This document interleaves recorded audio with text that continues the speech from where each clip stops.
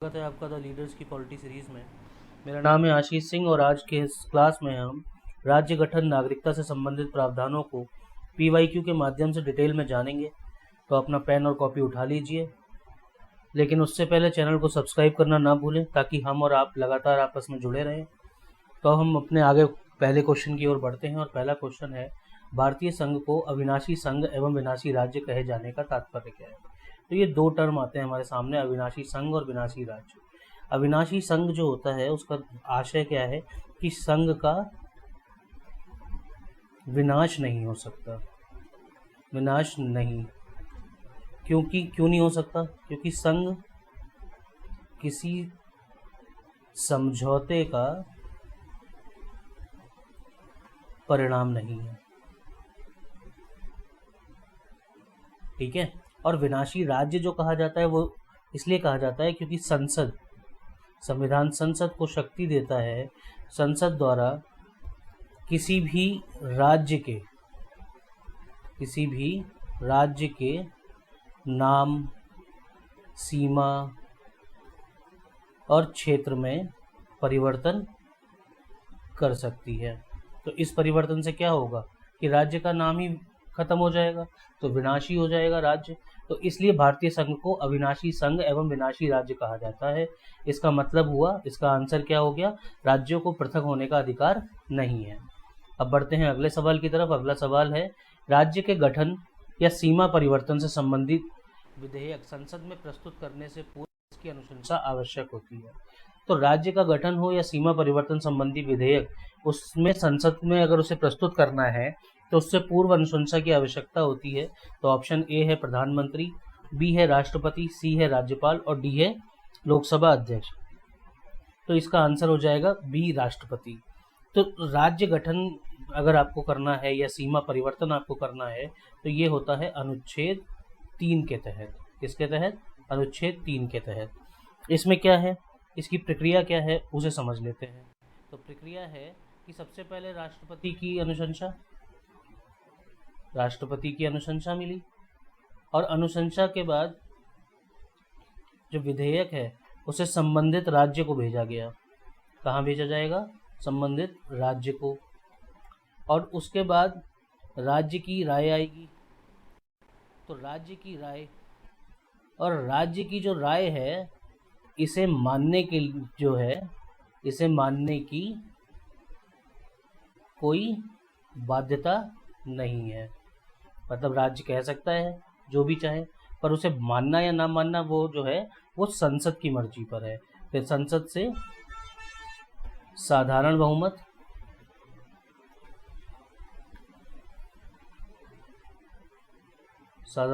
के द्वारा इसे पारित कर दिया जाएगा और उसके बाद ये पुनः राष्ट्रपति के पास जाएगा स्वीकृति के लिए। और जब स्वीकृति मिल जाएगी तब वो विधेयक कानून बन जाएगा। ठीक है। तो इसलिए राज्य के गठन या सीमा परिवर्तन संबंधी विधेयक संसद में प्रस्तुत करने से पूर्व किसकी अनुशंसा की आवश्यकता होती है? राष्ट्रपति की अनुशंसा की आवश्यकता होती है। अगला सवाल देखते हैं। निम्नलिखित कथनों पर विचार कीजिए। संसद किसी राज्य का क्षेत्र बढ़ा सकती है, पहला। दूसरा, संसद किसी राज्य का नाम परिवर्तित कर सकती है। तीसरा, संबंधित राज्य विधानमंडल की राय संसद पर बाध्यकारी होती है। अभी हमने देखा कि राज्य विधानमंडल अपनी राय दे सकता है, परंतु उसकी राय जो है वो संसद पर बाध्यकारी नहीं होती है। इसलिए इसका आंसर क्या हो जाएगा? केवल 1 और 2। संसद किसी राज्य का क्षेत्र बढ़ा सकती है अनुच्छेद 3 के अंतर्गत। राज्य का नाम परिवर्तित कर सकती है, ये भी अनुच्छेद 3 में ही है। ठीक है। पर संबंधित राज्य विधानमंडल की राय संसद पर बाध्यकारी नहीं होती है। क्या नहीं होती है? ठीक है। अगले सवाल की तरफ बढ़ते हैं। अगला सवाल क्या है? भाषाई आधार पर गठित भारत का पहला राज्य कौन सा था? तो जो भाषाई आधार की जो मांग है कि भाषाई आधार पर राज्य होना चाहिए, उसकी जो मांग है वो सबसे पहले स्वतंत्रता पूर्व ही शुरू हुई थी। ठीक है। उसके बाद जो है 1948 में धर आयोग का गठन किया गया इस मांग को संबोधित करने के लिए। धर आयोग ने क्या कहा? धर आयोग ने कहा कि भाषाई आधार पर राज्यों का गठन जो है वो उचित नहीं है। उसके ऊपर 1948 के बाद 1949 में जेवीपी समिति बनाई गई और जेवीपी समिति ने भी यही माना कि राज्य का गठन जो है वो भाषाई आधार पर करना सही नहीं है। जेवीपी में 3 मेंबर्स थे। कौन कौन? पहले जवाहरलाल नेहरू, दूसरे वल्लभ भाई पटेल और तीसरे पट्टाभी सीतारमैया। जेवीपी समिति की सिफारिश जब आई उसके बाद में क्या हुआ कि 1953 के आसपास 1953 में आंध्र प्रदेश जो उस समय मद्रास प्रांत के अंतर्गत था, किस में था? आंध्र प्रदेश उस समय मद्रास के अंडर में था। तो आंध्र प्रदेश में पोट्टी श्री रामुलु ये नेता थे और इन्होंने जो है वो यहाँ पे 56 दिन की भूख हड़ताल की और इस भूख हड़ताल के बदले भूख हड़ताल में इनकी क्या हुई? मृत्यु हो गई। इसीलिए 1953 में इनकी मृत्यु के बाद भाषाई आधार पर गठित पहला राज्य आंध्र प्रदेश बनता है। ठीक है, आगे बढ़ते हैं अगले सवाल की तरफ। राज्य पुनर्गठन आयोग के अध्यक्ष कौन थे? तो राज्य पुनर्गठन आयोग जो है वो 3 सदस्यीय आयोग था जिसकी स्थापना 1953 में की गई थी और इसके अध्यक्ष जो थे वो फजल अली थे। अब ये जो 3 सदस्य थे इनमें से एक तो फजल अली हो गए, दूसरे सदस्य जो थे वो थे हृदयनाथ कुंजरू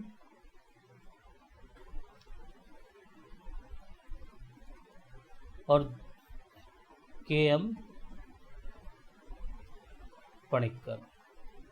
ठीक है, तो क्या है? राज्य पुनर्गठन आयोग जो है वो 3 सदस्यीय आयोग था जो 1953 में बना। इसकी अध्यक्षता करी फजल अली ने जो न्यायमूर्ति थे और हृदयनाथ कुंजरू और के.एम. पणिक्कर इसके 2 सदस्य थे। अगले सवाल की तरफ बढ़ते हैं। अगला सवाल है राज्य पुनर्गठन आयोग का गठन किस वर्ष हुआ? मैंने अभी अभी आपको बताया कि राज्य पुनर्गठन आयोग का जो गठन है वो सन 1953 में हुआ था। कब हुआ था? सन 1953 में हुआ था। इसकी एग्जैक्ट डेट है 22 दिसंबर 1953 और इनकी रिपोर्ट जो आई थी वो आई थी 30 दिसंबर 1955 में और इन्हीं की रिपोर्ट के आधार पर क्या आया? राज्य पुनर्गठन अधिनियम आया 1956 में। और जब राज्य पुनर्गठन अधिनियम आया उसके बाद भारत में 14 राज्य और 6 यूनियन टेरिटरीज बनाई गई। अगले सवाल की तरफ बढ़ते हैं। अगला सवाल क्या है? भारत को राज्यों का संघ किस अनुच्छेद में कहा गया है? तो पहला ही अनुच्छेद है जो कहता है क्या? कि इंडिया यानी भारत राज्यों का संघ होगा। तो राज्यों का संघ होगा, मैंने अभी अभी आपको बताया था कि ये संघ जो है वो किसी समझौते से नहीं बना है अतः राज्यों को अलग होने की अनुमति नहीं है।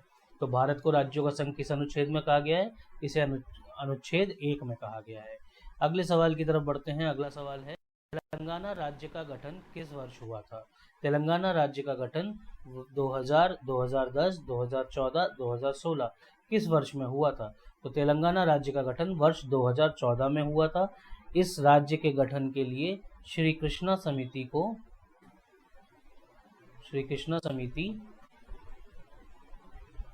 समिति बनाई गई और ये कब बनाई गई थी? 2010 में बनाई गई थी। तो श्री कृष्णा समिति बनाई गई 2010 में, उसकी रिपोर्ट आई और उसकी रिपोर्ट के आधार पर 2014 में तेलंगाना राज्य का गठन किया गया। आगे बढ़ते हैं अगले सवाल की तरफ। अगला सवाल है निम्नलिखित कथनों पर विचार कीजिए। अनुच्छेद 2 नए राज्यों के प्रवेश या स्थापना से संबंधित है। अनुच्छेद 3 राज्यों की सीमाओं एवं नाम से परिवर्तन से संबंधित है। अनुच्छेद 4 के अंतर्गत बनाए गए कानून संविधान संशोधन माने जाते हैं। ठीक है, अब इसका आंसर क्या है? अनुच्छेद 2 नए राज्यों के प्रवेश या स्थापना से संबंधित है, बिल्कुल सही बात है। अनुच्छेद 3 राज्यों की सीमाओं एवं नाम से परिवर्तन से संबंधित है। ये दोनों जो अनुच्छेद हैं ये बहुत ज़्यादा कन्फ्यूज़न क्रिएट करते हैं। तो यहाँ पे मैं आपका कन्फ्यूज़न दूर करने की कोशिश करता हूँ। तो क्या है कि दो जो है वो नए राज्यों के प्रवेश या स्थापना से संबंधित है। नए राज्य का मतलब क्या होता है, यानी जो वर्तमान में भारत का हिस्सा नहीं है। नए राज्य मतलब जो वर्तमान में भारत का, जो वर्तमान में भारत का भाग नहीं है।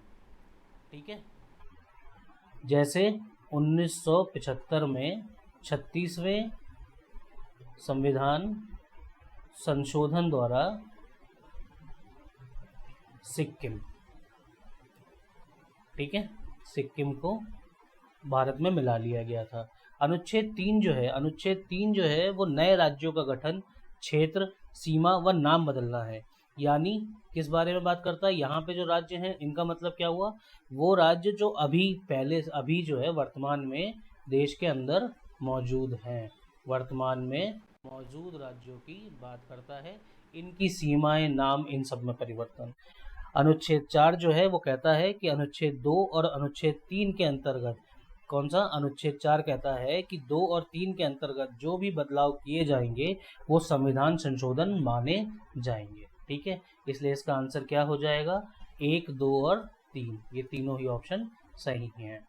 अगले सवाल की तरफ बढ़ते हैं। अगला सवाल क्या है, बेरूबारी प्रकरण किस विषय से संबंधित है। बेरूबारी प्रकरण के बारे में हम देखें तो बेरूबारी प्रकरण जो है वो 1960 में आया था। इसमें सुप्रीम कोर्ट ने इस बात पर विचार किया था कि क्या भारत सरकार अपने किसी हिस्से को किसी दूसरे देश को सौंप सकती है। तो उसका फैसला देते हुए सुप्रीम कोर्ट ने कहा कि हाँ, भारत सरकार अपने हिस्से को किसी दूसरे देश को सौंप सकती है, लेकिन अनुच्छेद 3 के तहत नहीं, अनुच्छेद 368 के तहत संविधान संशोधन के द्वारा। देखिए, अनुच्छेद 3 भी संविधान संशोधन कराता है और अनुच्छेद 368 भी कराता है, पर ये जो है ये साधारण बहुमत से होता है।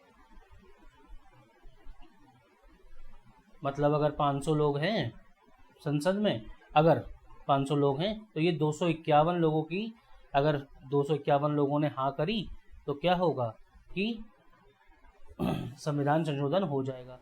पर अनुच्छेद 368 जो है ये विशेष प्रावधान लेके आता है। क्या विशेष प्रावधान होते हैं, इसमें विशेष प्रावधान होता है, विशेष बहुमत होता है। कैसे होता है कि एक तो साधारण बहुमत हो, कुल का, जो कुल सदस्य हैं उनका साधारण बहुमत मिले, और दूसरी चीज क्या मिले, 2/3 बहुमत हो उपस्थित और मतदान करने वाले का। अब इसमें क्या है, इसमें ये वाला जो है 368 ये ज़्यादा कठिन हो जाता है। तो इसमें क्या हुआ कि बेरूवारी प्रकरण किस विषय से संबंधित था, तो बेरूवारी प्रकरण 1960 में आया था, जिसमें सुप्रीम कोर्ट ने इस बात पे विचार किया था कि क्या भारत सरकार अपने किसी हिस्से या क्षेत्र को किसी दूसरे देश को सौंप सकती है या नहीं। इसका फैसला आया कि सौंप सकती है, लेकिन अनुच्छेद 3 के तहत नहीं, बल्कि अनुच्छेद 368 के तहत विशेष बहुमत से संविधान संशोधन के द्वारा। इसका मतलब इसका आंसर हो जाएगा बी, क्षेत्र का हस्तांतरण। अगले सवाल की तरफ बढ़ते हैं। अगला सवाल है, नागरिकता संबंधी प्रावधान संविधान के किस भाग में निहित है। तो ऑप्शन है भाग 1, भाग 2, भाग 3 और भाग 4। तो नागरिकता संबंधी प्रावधान जो है वो संविधान के भाग 2 में, यानी ऑप्शन बी में, भाग 2 में ये वर्णित है। भाग 1 जो है वो संघ एवं उसके राज्य क्षेत्र के बारे में बताता है, संघ और उसका क्षेत्र।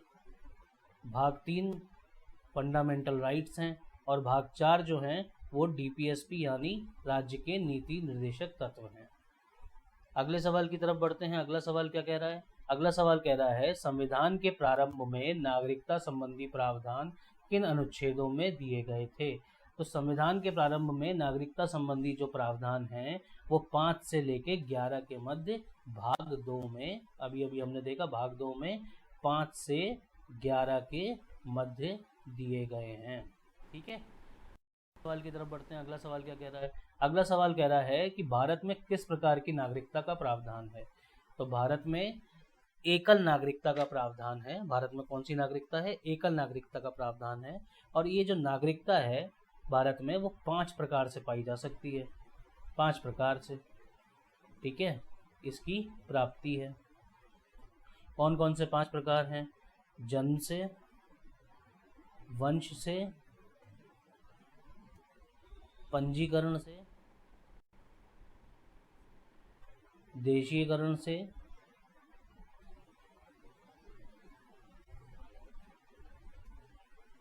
और आखिरी क्षेत्र समाविष्टि से। ठीक है, तो कितने प्रकार से नागरिकता पाई जा सकती है? 5 प्रकार से। और जो नागरिकता का त्याग है वो 3 प्रकार से हो सकता है। त्याग जो है या वंचना वो 3 प्रकार से हो सकती है। वो कौन कौन से हैं? स्वैच्छिक, ठीक है, दूसरा है आपका समाप्ति या वंचित करना, और तीसरा है आपका वंचित किया जाना। ठीक है, तो इसका मतलब क्या हुआ?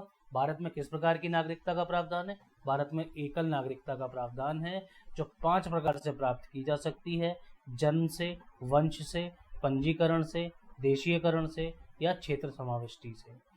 अगर त्याग की बात करें तो भारत में 3 प्रकार से व्यक्ति जो है वो अपनी नागरिकता खो सकता है। स्वैच्छिक, अपनी मर्जी से करे। समाप्ति, अगर वो किसी और देश की नागरिकता प्राप्त कर लेता है तो स्वतः समाप्त हो जाएगी। और वंचित, जो सरकार के द्वारा उसे वंचित कर दिया जाएगा अगर वो किसी ऐसे कृत्य में शामिल है जो भारत के में जिसके आधार पर उसे नागरिकता अपनी खोनी पड़ेगी। आगे बढ़ते हैं अगले सवाल की तरफ। अगला सवाल है, नागरिकता अधिनियम कब पारित किया गया? तो नागरिकता अधिनियम जो है वो 1955 में पारित किया गया था। किस वर्ष पारित किया गया था? 1955 में पारित किया गया था। आगे बढ़ते हैं अगले सवाल की तरफ। अगला सवाल क्या कह रहा है? अगला सवाल है, निम्नलिखित में से कौन भारतीय नागरिकता प्राप्त करने की विधि नहीं है? अभी हमने देखा था भारतीय नागरिकता प्राप्त करने की 5 विधियां हैं, और कौन कौन सी हैं? जन्म से, वंश से, और देशीयकरण से, पंजीकरण से, और क्षेत्र समाविष्टि के द्वारा। तो इसमें इन 5 में से अगर देखा जाए तो निर्वाचन जो है वो भारतीय नागरिकता प्राप्त करने की विधि नहीं है। कौन सा आंसर हो गया इसका? आंसर हो गया सी। अगले सवाल की तरफ बढ़ते हैं। अगला सवाल कह रहा है कि निम्नलिखित कथनों पर विचार कीजिए। नागरिकता का परित्याग स्वैच्छिक होता है। नागरिकता से वंचित करना सरकार द्वारा किया जाता है। तीसरा है, विदेशी नागरिकता ग्रहण करने पर भारतीय नागरिकता समाप्त हो सकती है। ये तीनों अभी हमने बताए थे कि 3 प्रकार होते हैं, एक तो स्वैच्छिक, दूसरा वंचित करना, और स्वतः समाप्ति। ठीक है, तो इसका आंसर हो जाएगा डी, तीनों सही। अगले सवाल की तरफ बढ़ते हैं। भारतीय नागरिकता के संबंध में कानून बनाने की शक्ति किसे प्राप्त है? तो भारतीय नागरिकता के संबंध में कानून बनाने की शक्ति किसे प्राप्त है? संसद, राष्ट्रपति, राज्य विधानमंडल, सर्वोच्च न्यायालय। तो अब ये नागरिकता जो है वो एकल नागरिकता है, एक ही नागरिकता है, और वो कहाँ से ली गई है? वो ब्रिटेन से ली गई है। ये 2 बातें इसमें ध्यान रखने की हैं। और कानून बनाने की शक्ति जो है वो संसद को दी गई है। ठीक है, और वो किस अनुच्छेद के द्वारा दी गई है? अनुच्छेद 11 के तहत संसद को नागरिकता से संबंधित कानून बनाने की शक्ति दी गई है। और इसी अधिकार के तहत नागरिकता अधिनियम 1955 एक्ट 1955 का निर्माण किया गया। इसमें अब तक 6 बार, कितनी बार? 6 बार संशोधन किया जा चुका है। ठीक है, और 6 बार संशोधन कब कब किया है? 1986, 1992, 2003, 2005, 2015 और 2019। तो सबसे आखिरी जो है वो 2019 में है। अगले सवाल की तरफ बढ़ते हैं। अगला सवाल क्या है? भारतीय मूल का विदेशी नागरिक कार्ड धारक OCI, इसके संबंध में कौन सा कथन सही है? तो OCI जो है इसके बारे में हमें कुछ बातें बताई गई हैं, उसमें से देखना हमें कौन सा कथन सही है। पहला, उसे मतदान का अधिकार प्राप्त है, वह सांसद बन सकता है, उसे पूर्ण राजनीतिक अधिकार प्राप्त है, उसे पूर्ण भारतीय नागरिकता प्राप्त नहीं होती। तो सबसे सही कथन है उसे पूर्ण भारतीय नागरिकता प्राप्त नहीं होती। तो OCI होते कौन है? OCI जो हैं वो कौन होते हैं? वो होते हैं वो नागरिक जो विदेशों में रह रहे हैं, ठीक है, और वो भारतीय नागरिकता नहीं रखते हैं अब। तो इन्हें पूर्ण भारतीय नागरिकता तो प्राप्त नहीं होती, पर कुछ लाभ दिए जाते हैं। लाभ क्या होता है? वीज़ा फ्री एंट्री, ठीक है, जैसे बाकी देशों के लोगों को जब भारत आना होता है तो उनको वीज़ा लेना होता है, पर इन्हें जो है वो आजीवन वीज़ा मुक्त प्रवेश दिया जाता है। दूसरा क्या है कि जो बाकी देशों के लोग जब भारत आएंगे तो उनको 3 माह का समय मिलता है, 3 माह, ठीक है, पर इनके लिए कितना है? इनके लिए लंबा प्रवास मिला हुआ है, ठीक है, ये लंबा प्रवास यहाँ भारत में कर सकते हैं। उसके अलावा इन्हें एनआरआई के समान, जो एनआरआई होते हैं उनके समान आर्थिक व शैक्षणिक समानता है। एनआरआई क्या होता है? एनआरआई जो है नॉन रेजिडेंशियल इंडियन है, जो किसी शिक्षा की वजह से, नौकरी की वजह से, किसी भी कारण से भारत के बाहर रह रहा है, परंतु नागरिकता उस पर भारत की है, ठीक है। तो अब अगले सवाल की तरफ बढ़ते हैं। अगला सवाल क्या कह रहा है? अगला सवाल है, संविधान के प्रारंभ में नागरिकता संबंधी प्रावधान जो है वो अस्थायी प्रकृति के थे। दूसरा है, अनुच्छेद 11 संसद को नागरिकता संबंधी कानून बनाने की शक्ति देता है। तीसरा है, नागरिकता अधिनियम 1955 संविधान का भाग है। तो पहला तो हमने देखा क्या है, संविधान के प्रारंभ में नागरिकता संबंधी जो प्रावधान है वो अस्थायी प्रकृति के थे। क्यों थे अस्थायी प्रकृति के? क्योंकि 1947 में विभाजन हुआ। तो विभाजन के बाद जो है स्थिति ये थी कि भारतीय किसे माना जाए और उसे किसको भारतीय माना जाए, इसके लिए क्या किया गया? अस्थायी प्रकृति के कुछ नागरिकता संबंधी प्रावधान बनाए गए। उसके बाद के लोगों के लिए जो है वो अनुच्छेद 11 में, ठीक है, प्रावधान किया गया कि अनुच्छेद 11 में संसद को नागरिकता संबंधी कानून बनाने की शक्ति दे दी गई। तीसरा ऑप्शन कहता है नागरिकता अधिनियम 1955 जो अनुच्छेद 11 के तहत बना है, संसद के द्वारा बनाया गया है, 1955 संविधान का भाग है। तो ये गलत है, ये संविधान का भाग नहीं है, ये संसद के द्वारा बनाया गया एक कानून है। इसलिए इसका आंसर हो जाएगा केवल 1 और 2। अगले सवाल की तरफ बढ़ते हैं। अगला सवाल क्या कह रहा है? निम्नलिखित में से कौन सा अधिकार केवल भारतीय नागरिकों को प्राप्त है? निम्नलिखित में से कौन सा अधिकार जो है वो केवल भारतीय नागरिकों को प्राप्त है? ऑप्शन ए समानता का अधिकार, ऑप्शन बी जीवन एवं व्यक्तिगत स्वतंत्रता का अधिकार, ऑप्शन सी स्वतंत्रता का अधिकार, ऑप्शन डी संवैधानिक उपचार का अधिकार। तो जो भारतीयों को, जो केवल भारतीय नागरिकों को जो अधिकार प्राप्त हैं वो हैं अनुच्छेद 15 के तहत, 16 के तहत, 19 के तहत, 29 के तहत और 30 के तहत। 15 क्या है? अफसर की समानता। 16 क्या है? लोक नियोजन में अफसर की समानता। 19 क्या है? स्वतंत्रता का अधिकार। 29 क्या है? शिक्षा का अधिकार। शिक्षा का अधिकार मतलब अल्पसंख्यकों के लिए जो शिक्षा एवं संस्कृति के अधिकार, 29 और 30 ये दोनों हैं। तो इसलिए इसका आंसर क्या हो जाएगा? स्वतंत्रता का अधिकार अनुच्छेद 19। अगले सवाल में बढ़ते हैं हम। अगले सवाल क्या कह रहा है? अगला सवाल कह रहा है भारतीय संविधान में एकल नागरिकता की व्यवस्था किस देश से प्रेरित है? कनाडा, अमेरिका, ब्रिटेन या फ्रांस? अभी अभी हमने देखा ही था कि एकल नागरिकता जो है वो ब्रिटेन के से जो है वो हमने ली है। अगले सवाल की तरफ बढ़ते हैं। अगला सवाल क्या कह रहा है? अधिवास एवं निवास के प्रश्न पर सर्वोच्च न्यायालय का प्रसिद्ध निर्णय किस बात से संबंधित है? अधिवास एवं निवास का प्रश्न, जो अधिवास एवं निवास का प्रश्न है उसको लेकर जो सर्वोच्च न्यायालय का निर्णय आया था वो किस बात से संबंधित है? ऑप्शन ए गोलकनाथवाद, ऑप्शन बी केशवानंद भारतीवाद, ऑप्शन सी मेनका गांधीवाद और ऑप्शन डी है प्रदीप जैनवाद। तो इसका आंसर है प्रदीप जैनवाद, जो 1984 में आया था। अगले सवाल की तरफ बढ़ते हैं। अगला सवाल क्या कह रहा है? अगला सवाल ये है कि निम्नलिखित में से कौन भारतीय नागरिकता समाप्त होने का तरीका नहीं है? हमने पढ़ा है भारतीय नागरिकता को समाप्त करने के 3 तरीके हैं, परित्याग भी है, समाप्ति भी है और वंचन भी है। निष्कासन जैसा कोई भी शब्द जो है वो नहीं है। भारत सरकार किसी भी विदेशी या अपराधी को निष्कासित कर सकती है, लेकिन उसका निष्कासन का मतलब उसकी नागरिकता से उसे वंचित कर देना नहीं होता है। तो इसलिए इसका आंसर क्या हो जाएगा कि कौन सा भारतीय नागरिकता समाप्त होने का तरीका नहीं है? वो है निष्कासन।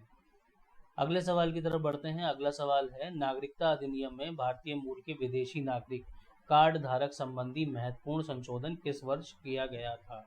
तो कौन से हमने कहा, ये कौन है? विदेशी नागरिक कार्ड धारक यानी OCIs। अभी हमने OCIs के बारे में देखा ही था। OCIs के बारे में जो महत्वपूर्ण संशोधन है वो किस वर्ष किया गया? वो किया गया है वर्ष 2005 में। कब किया गया है? 2005 में। तो इस क्लास में आज इतना ही है दोस्तों। मिलते हैं हम अगली क्लास में। तब तक के लिए खुश रहें, स्वस्थ रहें और लगे रहें अपने काम में। वीडियो को लाइक शेयर या सब्सक्राइब करना ना भूलें। धन्यवाद।